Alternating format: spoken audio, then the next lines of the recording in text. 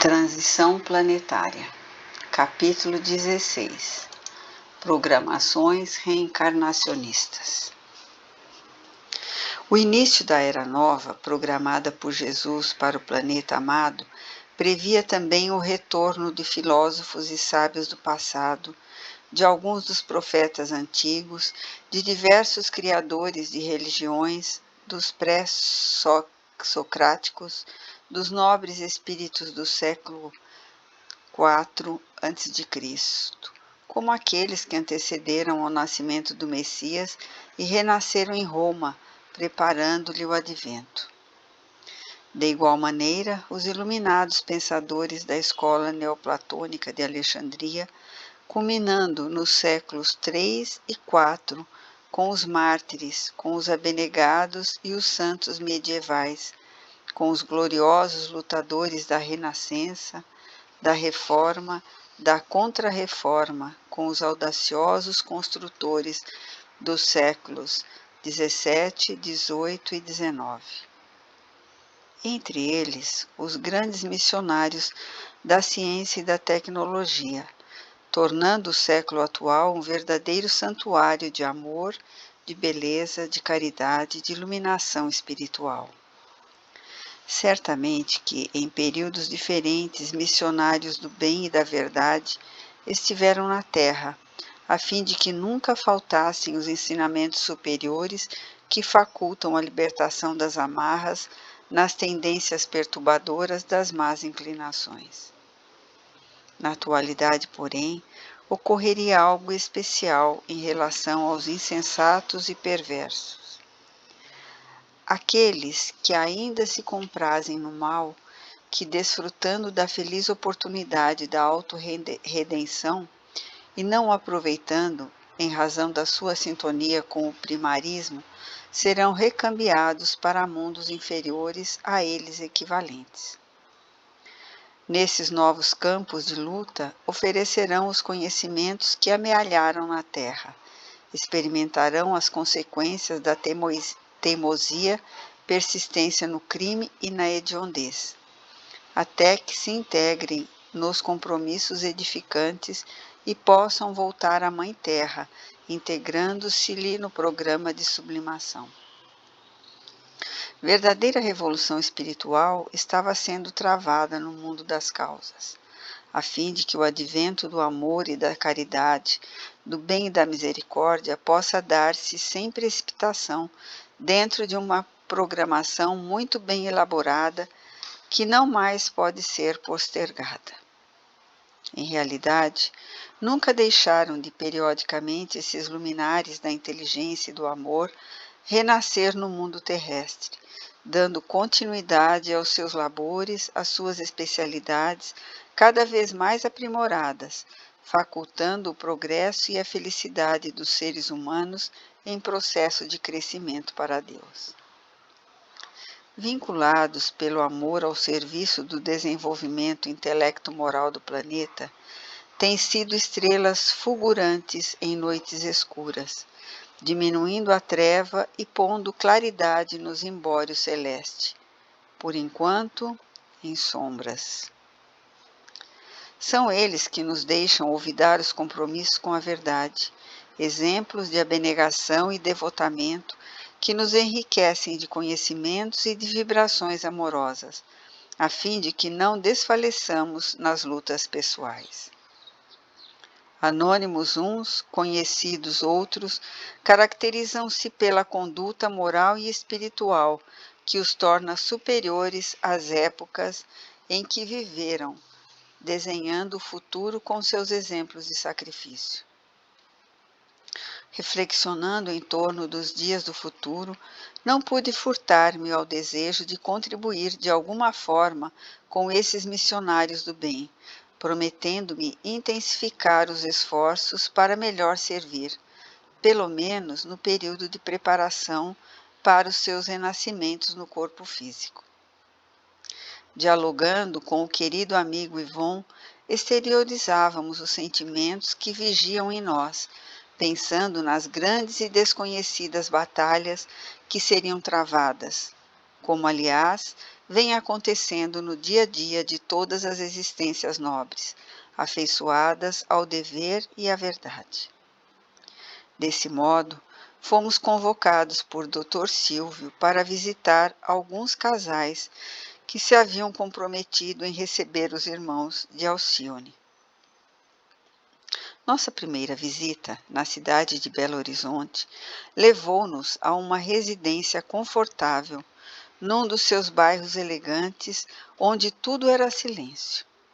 O casal, adormecido na alcova, encontrava-se em parcial desdobramento pelo sono fisiológico e dialogava com aquele que lhe seria o primogênito. Os nubentes haviam lutado para conseguir a progenitura sem o êxito desejado. Vários especialistas haviam sido consultados oportunamente e a resposta era sempre desanimadora, explicando aos parceiros que não haviam detectado qualquer impedimento fisiológico em nenhum dos dois. No entanto, a possibilidade permanecia nula. Após receberem sugestão para uma fecundação in vitro, haviam concordado e preparavam-se para o cometimento através de cuidadoso tratamento especializado. No dia seguinte seria feita a primeira tentativa para a posterior utilização dos espermatozoides do esposo ansioso pela paternidade. Considerando-se o mérito de ambos, os cônjuges foram destacados 2 espíritos da equipe da Era Nova, para que renascessem através desse processo especial. Conversavam desse modo com aqueles que lhes nasceriam através das conjecturas genéticas e revelavam incontida ansiedade.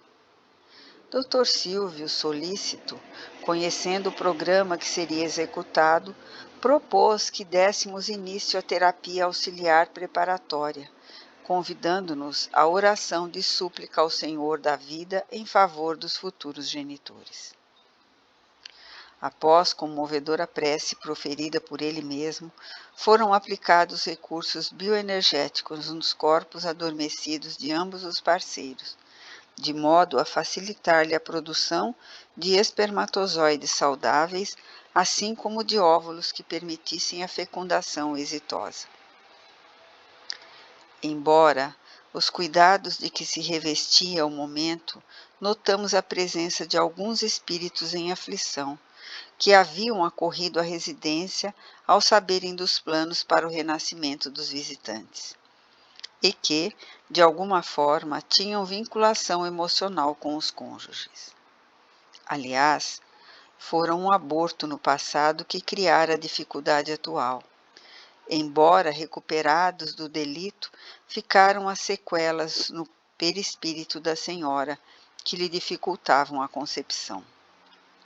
Um daqueles candidatos frustrados havia sido um filho não aceito, e apesar de já não existir ressentimento de sua parte, no momento, sem possibilidade de tornar-se factível o seu retorno em razão do programa ora elaborado.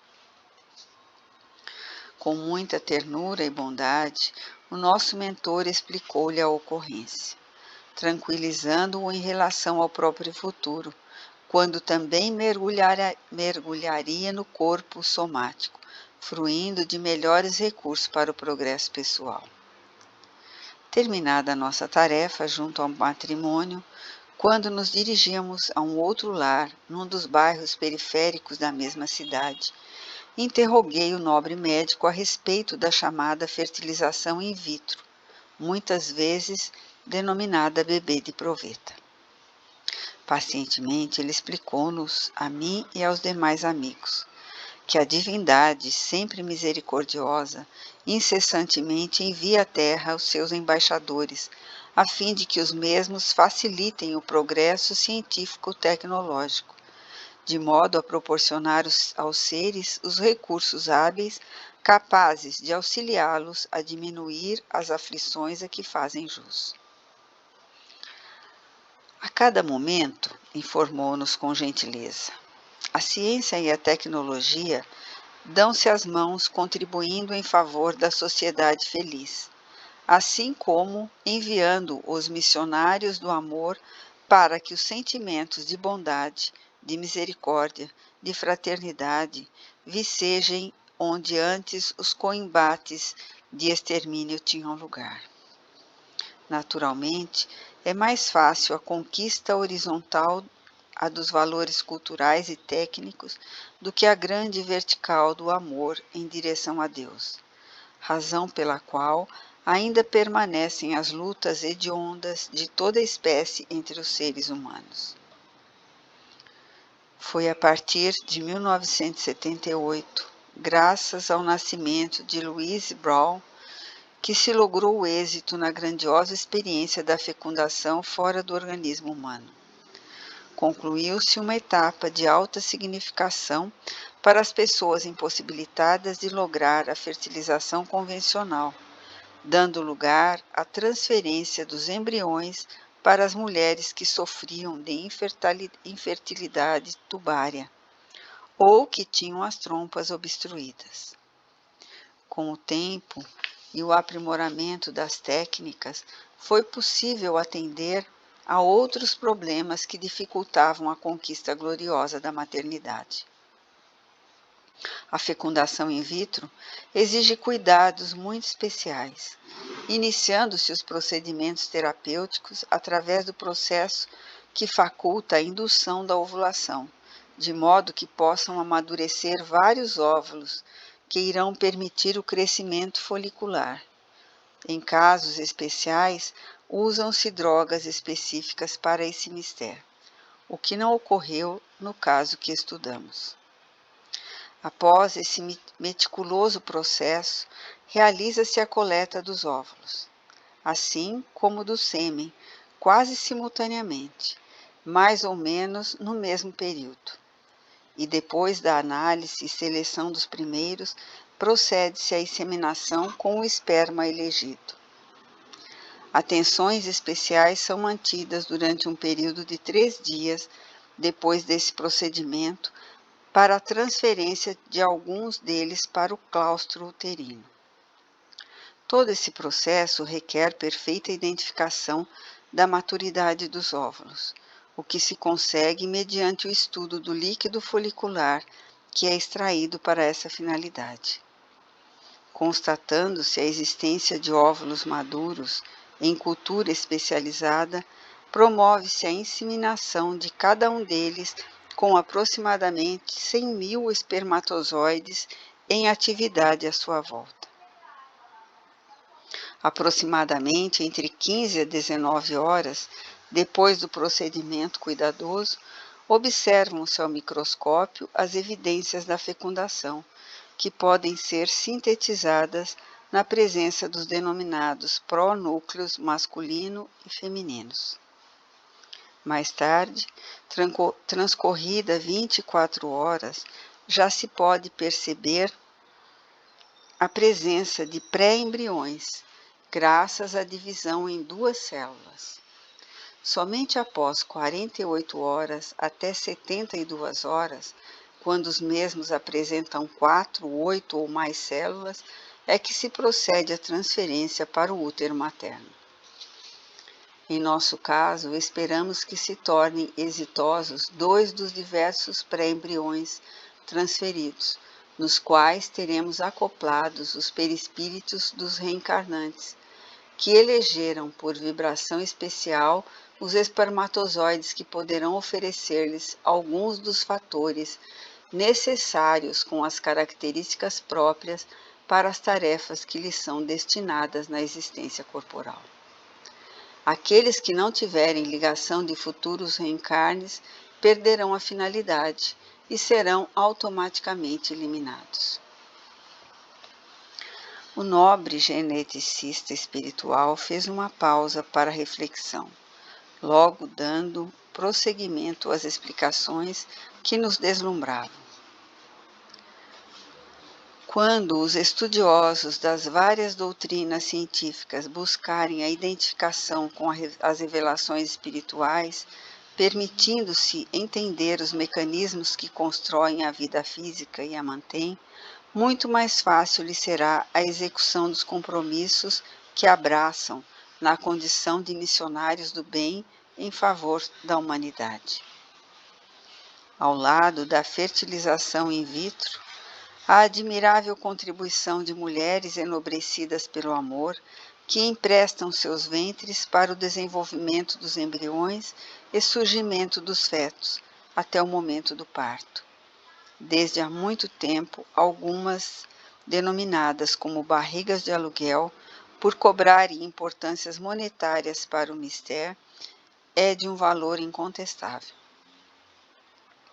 Auxiliar alguém a lograr a realização da maternidade, ensejando por outro lado o renascimento dos espíritos, quando larga faixa da sociedade opta pelo aborto delituoso e perverso, ou se utiliza da denominada pílula do dia seguinte, interrompendo o processo e o desenvolvimento da fecundação.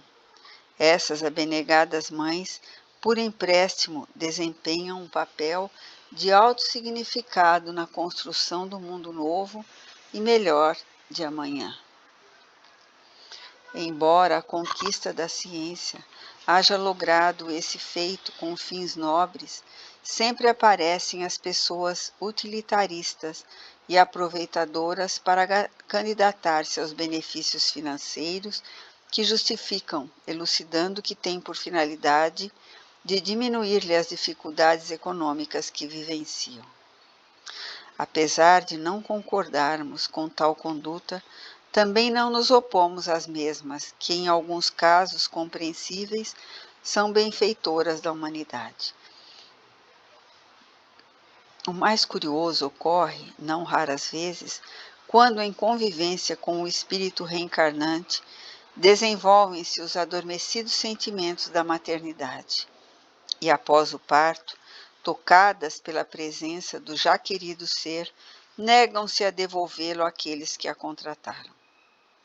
Observamos que, em alguns desses casos, o espírito reencarnante está mais vinculado à doadora do ventre de aluguel do que aos reais genitores.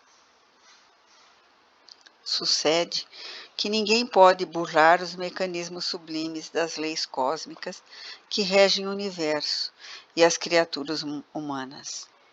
Normalmente, os caminhos transversais a que muitos indivíduos recorrem para fugir da responsabilidade conduzem-nos exatamente ao destino que lhe diz respeito, e não aos sítios onde gostariam de desfrutar da inutilidade. A nossa participação, assim como a dos devotados trabalhadores que se encontram vinculados ao mistério que abraçamos, não será permanente, sendo realizada apenas em alguns casos especiais, porquanto, desde alguns anos do século passado, os nossos irmãos de Alcione estão reencarnando-se na Terra sem alarde, tornando-se expoentes de sabedoria e portadores de grande contribuição cultural e espiritual.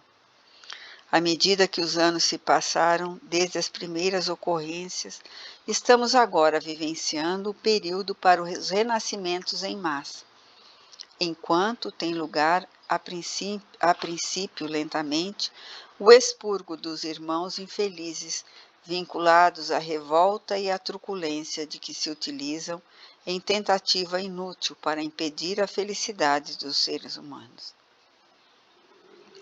De maneira equivalente, à medida que os anos se sucederem, número bem expressivo de desatinados será encaminhado ao exílio temporário, de forma que irão contribuir para o desenvolvimento dos seres que encontrarão com os novos ninhos domésticos, para volverem em triunfo, quando se depurarem das graves imperfeições que lhes dificultam a marcha do progresso. Tem sido assim, desde os primórdios do estabelecimento das raças humanas na Terra, quando missionários do amor e do conhecimento, oriundos de outras moradas da casa do Pai, mergulharam nas sombras do planeta para oferecer a contribuição valiosa de seus conhecimentos. É assim que tudo serve, que tudo se encadeia na natureza, desde o átomo primitivo até o arcanjo, que também começou por ser átomo. Admirável lei de harmonia que o vosso acanhado espírito ainda não pôde aprender em seu conjunto. Assim responderam os espíritos nobres responsáveis pela codificação do Espiritismo a Allan Kardec, conforme a questão de número 540, íncita em O Livro dos Espíritos. Esse encadeamento já houvera sido percebido por Antoine Lavoisier na sua célebre citação em torno do estudo da massa. Na natureza nada se cria, nada se perde, tudo se transforma. Nada obstante, na atualidade, constatou-se que há sempre uma perda de massa na reação de uma substância libertando energia, o que, de certo modo, não altera o conteúdo do nosso pensamento em torno da harmonia universal, assim como das leis que a mantêm. Houve um silêncio natural, convidando-nos a reflexões profundas em torno dos divinos desígnios.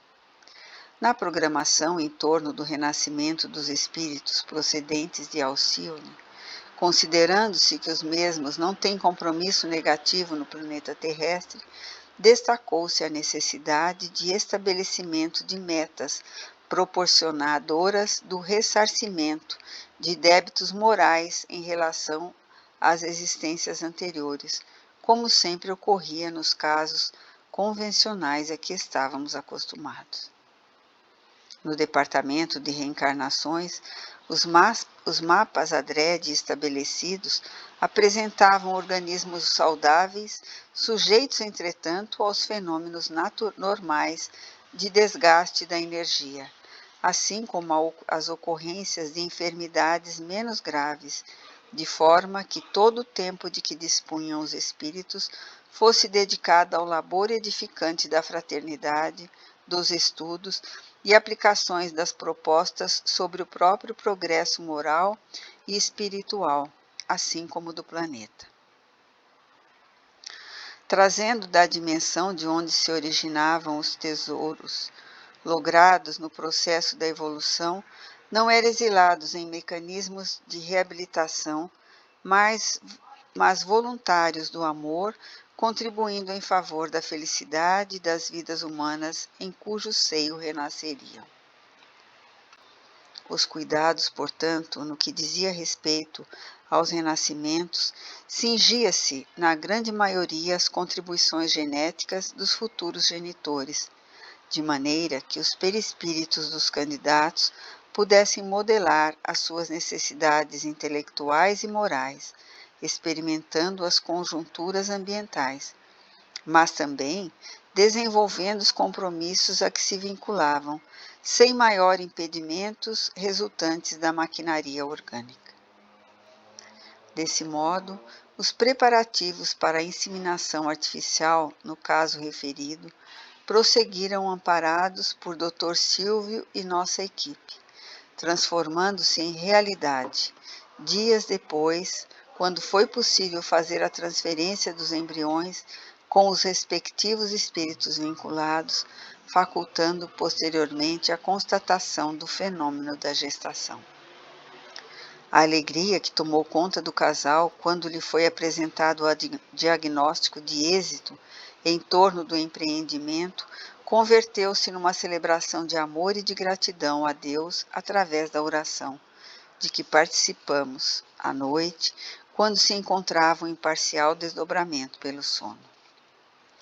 Tanto os futuros genitores como os irmãos gêmeos que se reencarnariam exultavam, dialogando com emotividade e confiança em torno dos planos de construção do bem, mediante o estudo, a dedicação ao trabalho e a entrega irrestrita à divina misericórdia, que tudo provê com equilíbrio e sabedoria. Instrumentalizados com essa e outras experiências realizadas com famílias de diferentes classes socioeconômicas, ouvimos o benfeitor declarar que agora era factível pensar-se nos programas de reencarnações em massa, obedecendo-se, todavia, às determinações do Senhor da vida. Enquanto operávamos no mistério, tomávamos conhecimentos das desencarnações coletivas mais dolorosas em decorrência das convulsões do planeta em adaptação geológica, a maioria das quais referentes a entidades que já não deveriam renascer no orbe terrestre, transferidas compulsoriamente pela lei do progresso para um mundo compatível com seu nível de elevação. Era-nos motivo de imenso júbilo podermos acompanhar os procedimentos em torno da grande transição que lentamente se instalava na abençoada casa terrestre, ensejando a renovação de milhões de espíritos que ainda se encontravam sujeitos à ignorância das leis da vida, assim como outros que permaneciam enrodilhados em compromissos infelizes e de que tinham dificuldade de libertar-se. Podíamos perceber os numerosos grupos de trabalhadores de nossa esfera e de outras sob o comando superior de Jesus, desdobrando-se para criar no planeta a psicosfera compatível com as exigências das transformações que se operavam mediante o sofrimento, assim como através do despertamento das consciências pela iluminação do conhecimento e as bênçãos da caridade.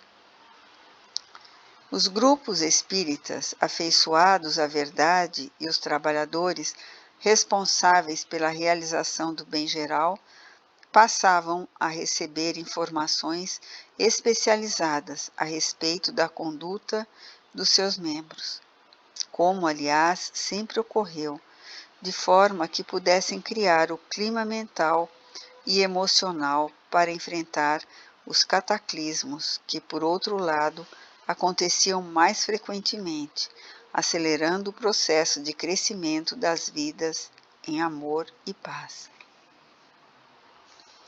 Simultaneamente, reconhecendo as operações transformadoras que ora se realizavam, entidades perversas, vinculadas ao desvario ou dele vítimas, movimentavam-se com sofreguidão, desenvolvendo mecanismos de agressividade contra todos aqueles que se encontravam comprometidos com a responsabilidade das mudanças em andamento.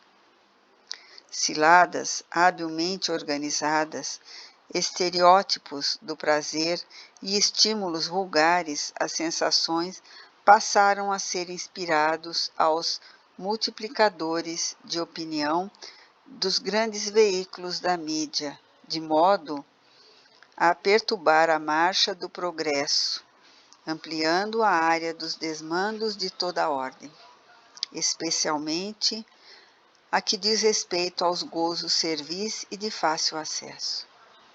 Conclaves insidiosos organizados pelos inimigos do bem, nas furnas em que se hominizavam, estabeleceram metas de vingança, utilizando-se da política sórdida a que se entregam muitos dos seus membros, ora reencarnados nessa área, como nas religiões, nas artes e noutros setores sociais, a fim de chafurdem no lodaçal do caos moral, em estímulo negativo aos comportamentos saudáveis, fazendo campear o descrédito, o desrespeito às leis e os deveres na volúpia de acumular recursos que não são transferidos com a desencarnação, mas entorpecem os significados elevados da existência espiritual. Fomentadores de guerras, de extermínio, de terrorismo insano, de perseguições às minorias, de deboche e de preconceito, misturaram-se às multidões, inspirando governos e cidadãos às atitudes calamitosas, de modo que a esperança seja deixada à margem sem consideração, e os exemplos nobres se transformem em mensagens de aproveitadores e oportunistas desvairados. Subitamente, pôde-se observar o aumento surpreendente das aberrações, dos crimes hediondos, da violência inclemente e da falta de autoridade para impedi-los ou administrá-los, tornando-os banais e quase desconsiderados. O Vale Tudo, que começou a ser estabelecido, tem o objetivo de criar o clima de desinteresse pela honrabilidade, pelos valores éticos, pelo respeito à criatura e à sociedade, demonstrando que todos esses significados haviam sido perdidos e uma nova e descontrolada ética passava a ser assinalada como regra de comportamento próprio para esses desditosos dias. Por efeito, volumosa onda de pessimismo tornou-se dominadora no oceano das existências, e os jovens, principalmente, sem lideranças dignas nem diretrizes de equilíbrio, passaram a ser as vítimas selecionadas pela sua representação de herdeiros do futuro. As festanças licenciosas, os programas televisivos chulos e vulgares, agressivos e mentirosos, ao lado do cinema e do teatro em lavagem cerebral de que somente o prazer a qualquer preço é que vale a pena, começaram a tornar o proscênio terrestre local de hediondez, de selvageria e de permissividade que levam à degradação, à exaustão. Repentinamente, os pais e educadores passaram a ser assaltados pelas dúvidas em torno do significado da formação moral dos filhos e aprendizes, verificando os salários altíssimos com que são remunerados os comportamentos doentios e chocantes, em detrimento das profissões dignas e desgastantes daqueles que se exaurem no exercício do dever.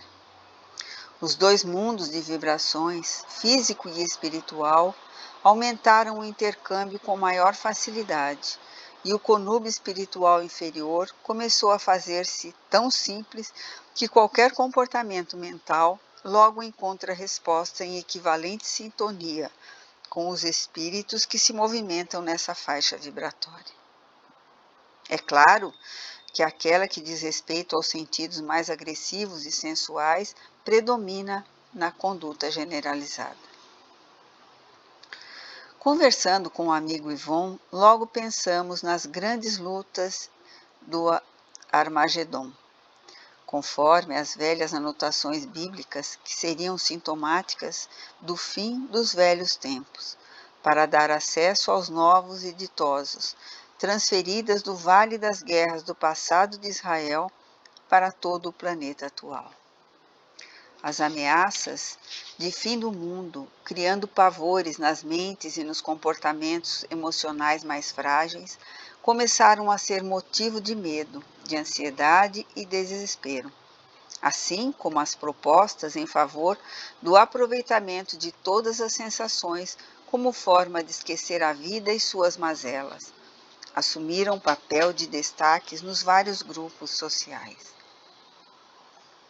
Médiuns que haviam aceitado compromissos de alta responsabilidade para exercer a faculdade com Jesus, nestes difíceis dias, sem dar-se conta, estão abandonando a vigilância recomendada pelo Mestre e por Allan Kardec, para engalfinhar-se em lutas de competição doentia, buscando lograr posições de relevo, enquanto se fazem instrumentos de espíritos levianos, que se comprazem em profetismo de terror e revelações confusas, mediante as quais tentam introduzir no movimento espírita as informações inautênticas de que se fazem portadores, gerando incompreensão e desordem.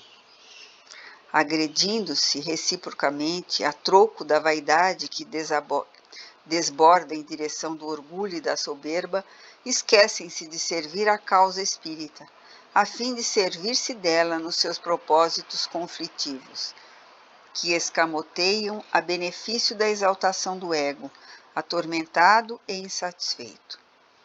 Campeões da insensatez invadem os grupos sociais e adquirem prestígio mediante a astúcia bem elaborada e a falta de escrúpulos, movimentando-se livremente e empurrando os líderes insanos que avançam no rumo do abismo.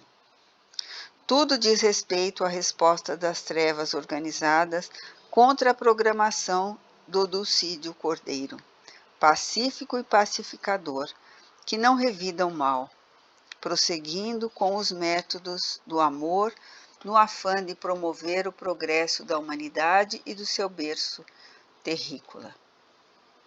Em nossas reflexões, nas noites seguintes, podíamos ver, sem qualquer dúvida, as caravanas de luminares descendo na direção da Terra com a missão sublime de facilitar a reencarnação dos novos condutores do futuro ao lado dos imigrados de Alcione, em verdadeira sinfonia de bênçãos.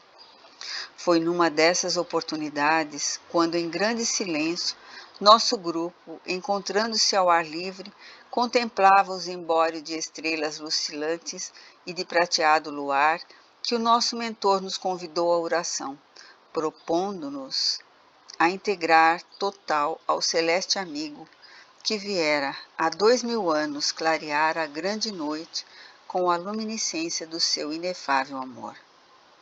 Agora enviava, conforme o prometera, nesse momento de tantas aflições, o Consolador, que já se encontrava no mundo terrestre há mais de um século, como uma constelação de seres elevados, para que as sombras fossem definitivamente diluídas entre as divinas claridades siderais.